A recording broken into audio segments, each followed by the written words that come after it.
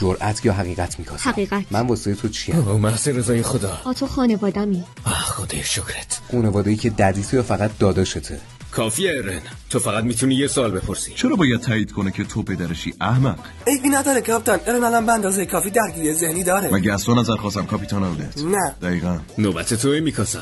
باشه، جرأت یا حقیقت جین؟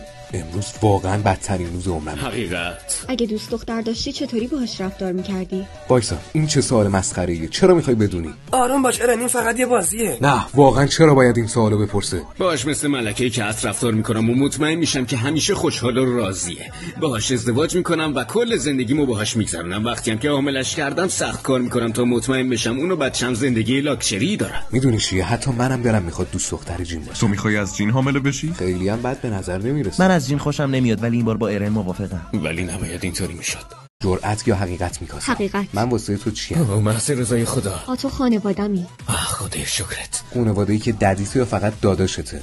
کافیه ایرن، تو فقط میتونی یه سوال بپرسی. چرا باید تایید کنه که تو پدرشی احمق؟ عیبی نداره کاپیتان، ایرن الان به اندازه کافی درگیری ذهنی داره. مگه از تو نظر خواستم کاپیتان اودت؟ نه دقیقاً. نوبت توئه میکاسا. باشه، جرأت یا حقیقت جین؟